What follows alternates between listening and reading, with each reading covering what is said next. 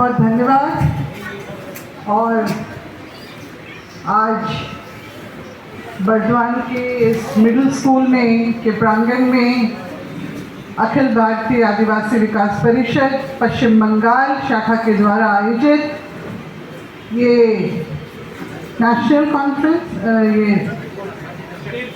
ये state conference जो हो रहा है, इसमें मैं आपको इस आयोजन के लिए बहुत बहुत मैं बधाई में देना चाहूँगी और आभार प्रकट करना चाहूँगी कि इसमें मुझे आमंत्रित किया, यहाँ पर आने का मौका दिया।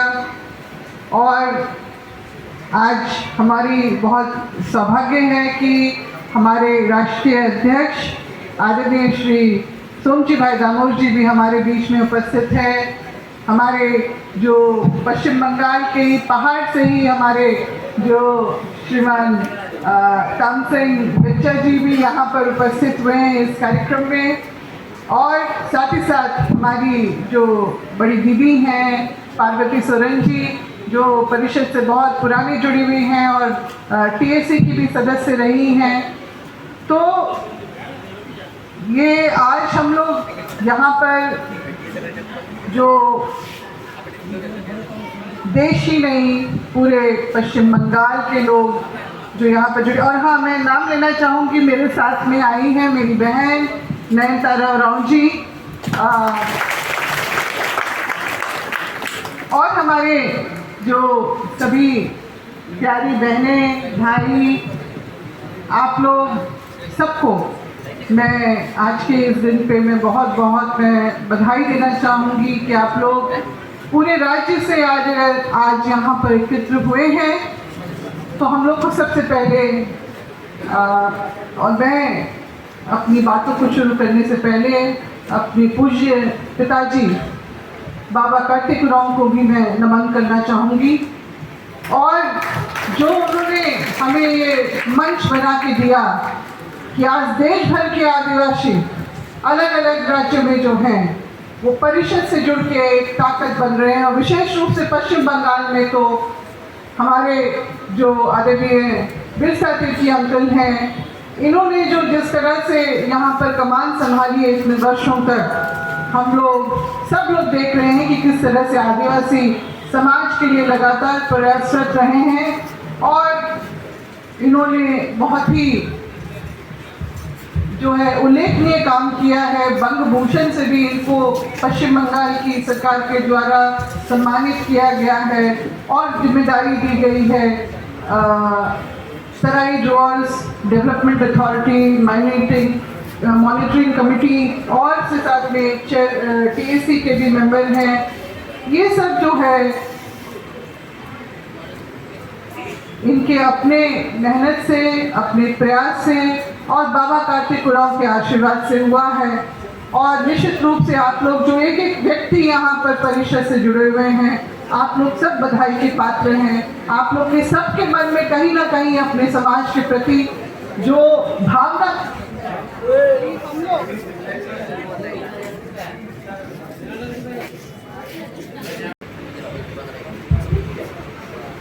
बाबा ने आज से 54 साल पहले 1967-68 में अखिल भारतीय आदिवासी विकास परिषद की स्थापना इसीलिए की कि हम देश भर के आदिवासी एक ऐसे मंच, एक ऐसे संगठन से जुड़े ताकि हमारी जो अपनी समस्याएं हैं, हमारी जो अपनी परेशानियां हैं, उसको एड्रेस करने के लिए एक ऐसा प्लेटफॉर्म मिले और एक ताकत बने। हम ऐसी ताकत कि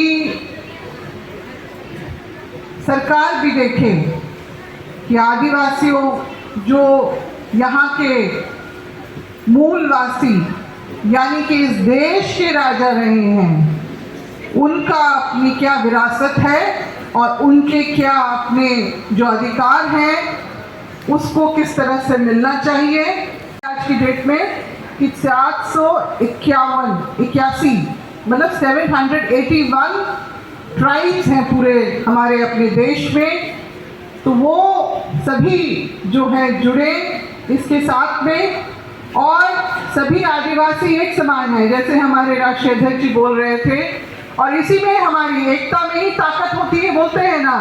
तो वही ताकत को हम लोगों को और मजबूत करना है। पश्चिम बंगाल में तो बहुत अच्छा काम हो रहा है, और देश भर में भी हमारे परिषद से आप लोगों को जानकारी होगी कि 29 राज्यों में परिषद संचालित है, और उसमें से जो है आपका पश्चिम बंगाल नंबर 1 हम बोलेंगे हर हिसाब से नंबर 1 है। हम लोग देखते हैं क्योंकि अंकल बहुत मेहनत करते हैं और सबको जोड़े हुए हैं, जो आज दिख रहा है यहाँ पर, और हम यही चाहते हैं कि यही जो है एकता की जो ताकत है वो बनी रहे। बाबा कार्तिकराव के बारे में, शायद उनकी जीवनी के बारे में आप लोगों को पता हो ना हो, मगर मैं यहाँ पर थोड़ा सा बोलना चाहूँगी कि बहुत ही एक साधारण किसान परिवार में जन्मे थे, मगर अपनी मेहनत, अपनी लगन से वो इंजीनियरिंग की पढ़ाई उन्होंने जो पटना इंजीनियरिंग कॉलेज से शुरू की, वो विदेश में जाके ख़त्म हुई, और उसकी जो खबर जब पंडित जवाहरलाल नेहरू जो प्रथम प्रधानमंत्री इस देश के हुए, उन तक पहुंची कि एक आदिवासी लड़का विश्व के पहले atomic power nuclear power station में काम कर रहा है, तो उन्होंने बुलाया और कहा कि आप वापस देश आइए, हमें आपके जैसे लोगों की ज़रूरत है।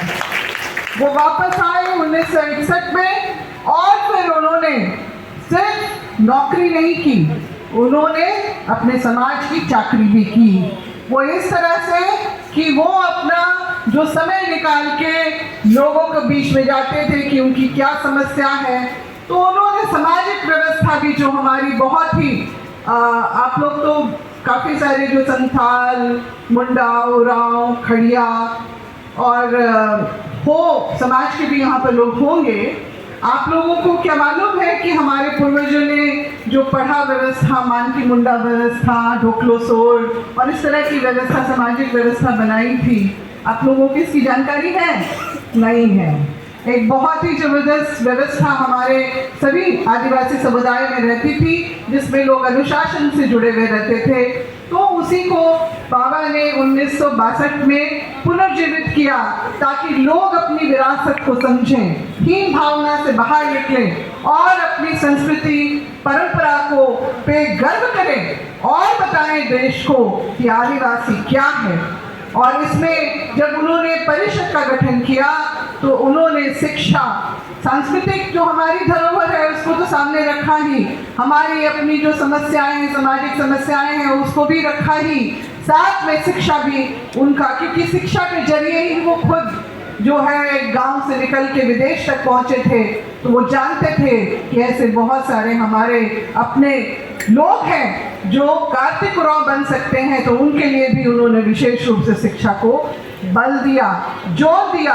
और जैसे कि तानसेन जी लेप्चा जी बोल रहे थे कि शिक्षा को ही माध्यम बनाना चाहिए, और वही हमारी बहुत बड़ी ताकत बन सकती है। मैं खुद झारखंड में शिक्षा मंत्री थी, खेल मंत्री, कला संस्कृति की थी, और जब मुझे भी मौका मिलता है, मैं खिलाड़ियों के बीच में जाती हूँ, तो मैं कहती हूँ खेल में आप अव्वल तो बनिए ही, पढ़ाई में भी अव्वल बनिए, ताकि आप एक आत्मविश्वास से भरे हुए व्यक्ति जब आप जाएंगे, तो सिर्फ आप एक खिलाड़ी नहीं, आप जो है अपने समाज के प्रतिनिधि के रूप में जाते हैं। तो ये जो है हमारे अपने जो आदिवासी समाज के, अभी आप लोगों को मालूम होगा फीफा वर्ल्ड कप जो हुआ, उसमें झारखंड गुमला, मेरे ही जिला की लड़की अशम राम जो है वो कप्तान बनाई गई अंडर 17 की, और हमारे झारखंड से ही 6 लड़कियां गई थी, इसमें से बाकी का तो नहीं मालूम, मगर 6 में से 4 लड़कियां आदिवासी थी। दुर्भाग्य और दुख की बात है कि प्रदर्शन बहुत अच्छा नहीं हुआ, क्योंकि सरकारी नीति कुछ इस तरह से है कि हमारे जो प्रतिभावान लोग हैं उनको सरकारी पचड़ों में रह के अपना जो सही जो मुकाम है वो नहीं मिल पाता, वो सही सम्मान नहीं मिल पाता है। तो मैंने ट्विटर पे तो लताड़ा बहुत मुख्यमंत्री को भी अपने और जो प्रधानमंत्री को भी और खेल मंत्री को भी केंद्र मंत्री को भी कि इसमें दोषी कौन है, हमारे खिलाड़ी या सरकारी सिस्टम। क्योंकि जब तक सिस्टम इस तरह का नहीं बनेगा कि हमारे जो बच्चे हैं जिनमें प्रतिभा है उसको अगर सही तरीके से आगे नहीं लाने दिया तो फिर काफ़ी कष्ट और मुश्किल का सामना तो करना ही पड़ता है। और क्योंकि मैं खुद भी जो शिक्षा मंत्री थी तो मैंने जो एजुकेशन बोर्ड था, नेशनल एजुकेशन बोर्ड में, वो ये बात को रखा था कि स्कूली सिस्टम में जो है खेल को जो है प्राथमिकता वहाँ पर भी देनी चाहिए। क्योंकि हमारे जो अपने आदिवासी बच्चों में उनमें बहुत खेल प्रतिभा भी है, तो पढ़ाई के साथ साथ उनको इस पे भी अगर सही तरीके से कोचिंग मिलेगी तो निश्चित रूप से इस अपने अपने राज्य का तो है ही, देश का भी नाम जो है रोशन पूरे विश्व में होगा। ये ताकत है हमारे अपने आदिवासी बच्चों में। और मैं ये देखती हूँ आज हम लोग देख रहे हैं कि मेरे अपने जो राज्य के भी जो बच्चे हैं वो काफ़ी ध्यान दे रहे हैं, काफ़ी कष्ट का सामना करते हुए भी पढ़ाई पे ध्यान दे रहे हैं, क्योंकि लोगों को अब समझ में आ रहा है कि ज़िंदगी में आगे बढ़ने के शिक्षा का कितना महत्व है। तो हम लोग चाहते हैं कि ज़्यादा से ज़्यादा आप लोग जितने भी लोग यहाँ पर आए हैं, अभिभावक हैं, आप लोग भी इसको जो है समझें और प्रोत्साहित करें, ना सिर्फ अपने घर के बच्चों को बल्कि जहाँ भी आप रहते हैं अपने समाज में, मोहल्ले में, जो भी जगह में, लोकेलिटी में, आपको इस बात का प्रचार प्रसार करना चाहिए। शिक्षा ही हमारा बहुत बड़ा हथियार हो सकता है, क्योंकि आदिवासियों के ऊपर सदियों से हमले होते आए हैं। भले उस जमाने में तीर धनुष और तलवार अलग चलती थी, मगर आज के जो हमले हैं उसको हम लोगों को दूसरे तरह से उसका सामना करना पड़ेगा। तो इसके लिए शिक्षा तो है ही। आप लोगों की जानकारी के लिए मैं ये बताना भी चाहूँगी कि इस बार की जो जनगणना होगी, जो 2019 में जो छप के आया है फॉर्मेट, उसमें अदर्स वाला जो हमारा जो कॉलम है वो हटा दिया गया है। अभी सिर्फ 6 कोड ही हैं जिसमें अदर्स जो हमारे लिए वो भी अपमानजनक था, क्योंकि आज़ादी से पहले अंग्रेज़ों ने जब जनगणना की शुरुआत की थी 1871 में, 71-72 में, तब आदिवासियों को एनिमिस्ट, एबोरिजिन, ट्राइबल रिलीजन करके अलग कैटेगरी में रखा था, क्योंकि हमारी अपनी जो सांस्कृतिक पहचान है, हमारी जो अपनी विशेषता है, उसके मद्देनज़र हमको अलग उसमें कैटेगरी में रखा था, वो हमारी पहचान थी। मगर दुर्भाग्य से आज़ादी के बाद वो अदर्स में सिमट के रह गया। ये व्यवस्था पिछले 70 साल से चली, मगर जो अभी आगे जो होगा, अगर आप लोग देखिएगा तो 7वां कोड हटा दिया गया है। तो इसके लिए जो है आप लोगों को सतर्क रहना है कि क्योंकि शायद अभी जो बीजेपी सरकार केंद्र में है वो सोचती है कि अदर्स नहीं रहेगा तो ये झक मार के हिंदू वाले में कॉलम में आ जाएंगे।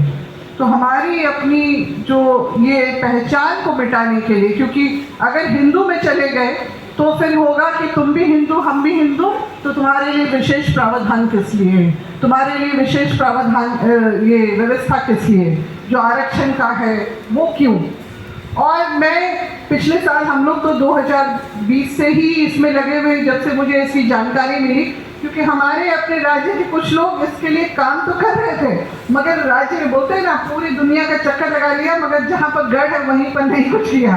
तो 2020 में जब मुझे इसकी जानकारी मिली तो हम लोग ने परिषद में उस साल हमने 20 अक्टूबर 2020 को पूरे देश भर के जो शाखाओं ने जो है मेमोरेंडम पेश किया था कि आदिवासी धर्म कोड जो है वो पुनर्स्थापित हो, रिस्टोर हो, हमारी पहचान रिस्टोर हो।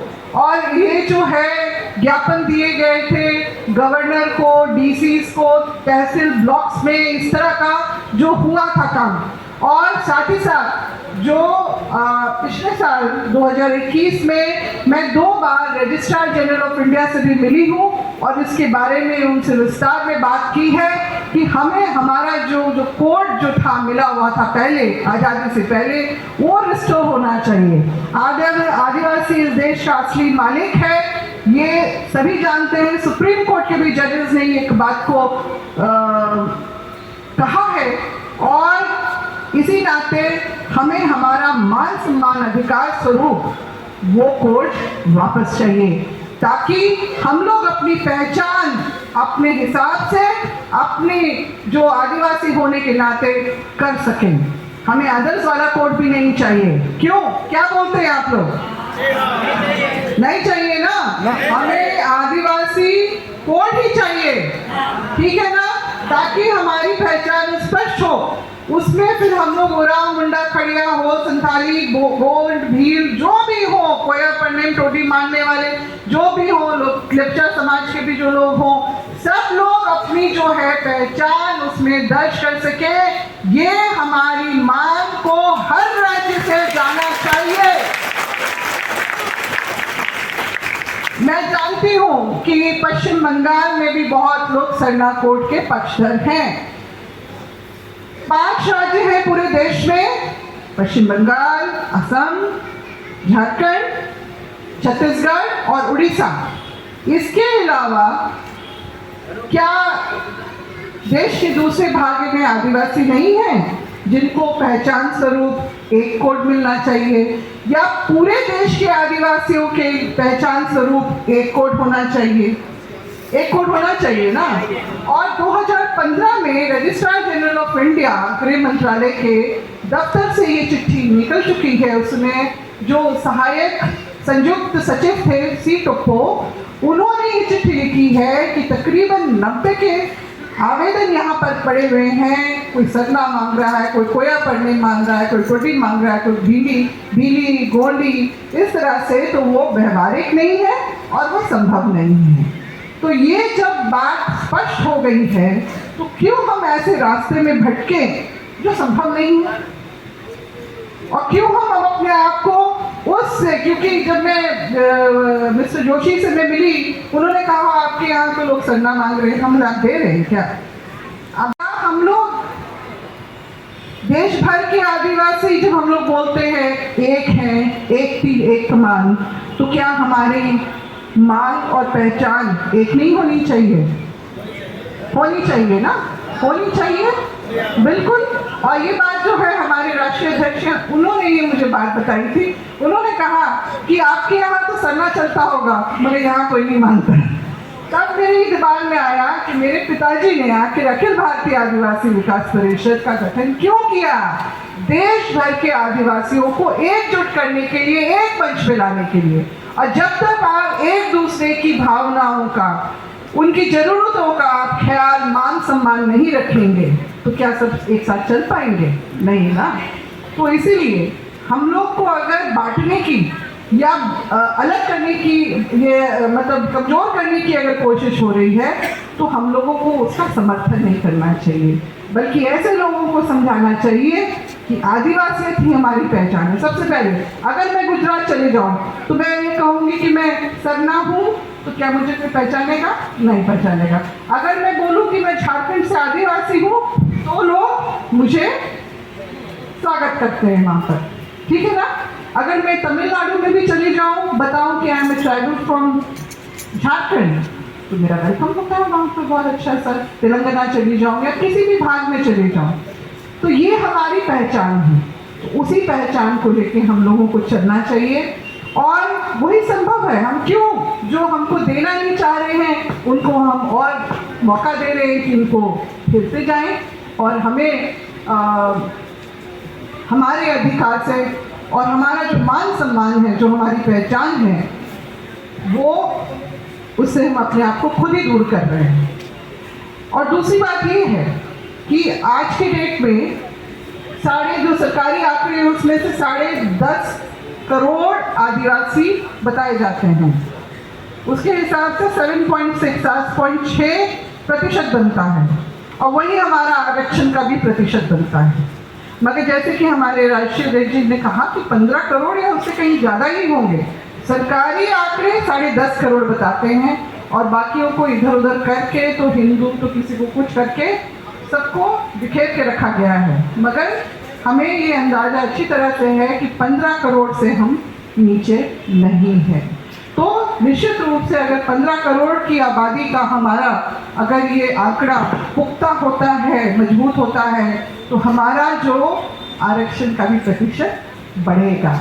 और उसी आधार पे जो है, अगर हम 10 से पार कर जाते हैं तो उसी आधार पे हमारे लिए नीति निर्धारण होगी, योजनाएं बनाई जाएगी और निश्चित रूप से इससे आदिवासी समाज को लाभ होगा।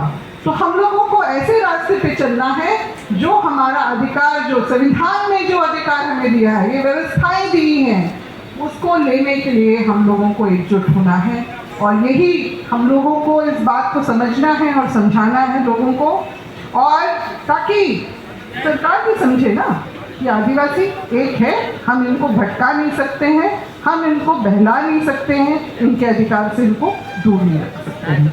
तो बस यही एक जो संदेश है जो मूल रूप से मेरे पिताजी का था और जो भी मैं भी महसूस करती हूँ और मैं इसके लिए काम करती रहती हूँ। हम लोग तो यहाँ पर भी वही समस्याएं, हमारे यहाँ भी बहुत सारी समस्याएं हैं आदिवासियों की, अपनी ज़मीन की, हमारे पहचान की, तो हम लोग लगातार उसमें काम तो कर ही रहे हैं। एक ये भी एक मुद्दा है और मैं चाहती हूँ कि इसमें आप लोग भी समझें और जो आने वाला जो जनगणना का काम होगा उसमें सजगता से काम लें, क्योंकि अभी भी हमारे झारखंड में लोग कॉलम में आ रहा है, कास्ट सर्टिफिकेट बन रहा है, हो जनजाति, हो आदिवासी लिखा है, मगर धर्म में लिख दिया है हिंदू। तो क्या आदिवासी हिंदू है? नहीं है ना, आदिवासी हिंदू नहीं है। आदिवासी जो है वो अपनी रूढ़िवादी परंपरा, जो विशेषता है उसकी, हमारी अपनी जो अपनी भाषा है, संस्कृति है, परंपराएं हैं, उसके लिए आदिवासी आदिवासी कहलाता है। तो इसलिए हम लोगों को इस बात पे ध्यान देना है। और जनगणना का काम वैसे तो जोशी जी ने मुझे कह दिया कि मैडम कोई बात नहीं, ये तो फॉर्मेट का हम लोग इसमें कुछ कर नहीं सकते हैं, अब डिजिटल होगा, हाउस लिस्टिंग के समय में लोग जाएंगे तो उस समय परिवार के ऐसे व्यक्ति का फ़ोन नंबर लिया जाएगा जो कि अपने परिवार का डाटा जो है वो दे सके, या फिर वो खुद भी जाके साइबर कैफ़े में कर सकें। तो इसके लिए आप लोगों को नज़र रखनी पड़ेगी जब भी जनगणना हो। वैसे तो बार बार आगे बढ़ते जा रहा है, मगर जब भी हो, क्योंकि यही सबसे बड़ी हमारी ज़रूरत है आज कि हम लोग अपने आप को आदिवासी होने के नाते पहचाने। कुछ और पहचान हमारी नहीं है, जो भी हमारी परंपरा, संस्कृति, सभ्यता, भाषा है उसको पकड़ के रखना है, वही हमारी पहचान है। क्योंकि ये कोशिशें आगे भी हो चुकी हैं। हमारे एक पूर्व प्रधानमंत्री यूएन में जाके उन्होंने कहा था कि इस देश में आदिवासी नहीं रहते हैं। तो यही समझ लेना है कि किस तरह से षड्यंत्र हमारे खिलाफ में हो रहे हैं, आदिवासियों को ख़त्म करने के लिए षड्यंत्र हो रहे हैं। इसलिए हम लोगों को एकजुट होना है और जो भी इस तरह के षड्यंत्र हो रहे हैं उसको मुंह तोड़ जवाब देना है, अपनी एकता से, अपनी सूझबूझ से। और इसके लिए हम लोगों को सबसे पहले तो है आदिवासी कोड की मांग जो है हर प्रदेश से आए और वो जाए ऊपर रजिस्ट्रार जनरल के ऑफिस से होते हुए राष्ट्रपति तक जाए, उनको भी समझ में आए कि आदिवासी आज जो है अपनी जो मांग कर रहा है वो मौलिक मांग है, उसका अपना अधिकार है, उसका मान सम्मान है और उसको देना होगा। इसलिए मेरा आपके से विनम्र निवेदन है कि आप लोग बटे नहीं, हम लोग बटे नहीं और एकजुट होकर अपनी एकता का परिचय दें। बाकी तो सभी चीज़ें हमारे लिए फिर उसके बाद आसान होंगी और हम लोग मजबूती से आज की ज़िंदगी में, आधुनिक जीवन में आगे बढ़ सकेंगे और अपनी काबिलियत, हमारे जो बच्चे हैं वो सही दिशा में वो जाएगा और दिखा पाएंगे। तो बस यही मैं सबके उज्जवल भविष्य की कामना करती हूँ और इतना ही कहते हुए मैं धन्यवाद दूँगी कि मुझे यहाँ बोलने का मौका दिया गया। और हम लोग बाबा कार्तिक उरांव को भी याद रखें ज़रूर कि उनका उद्देश्य क्या था कि आदिवासी पढ़े लिखे, संगठित रहे और आगे बढ़े। धन्यवाद, जय हिंद। और फिर से मैं बोलना चाहूँगी एक तीर एक कमान, एक तीर एक कमान, एक समान। जय जोहार का नारा है, ये देश हमारा है। जय जोहार का नारा है, ये देश हमारा है। धन्यवाद।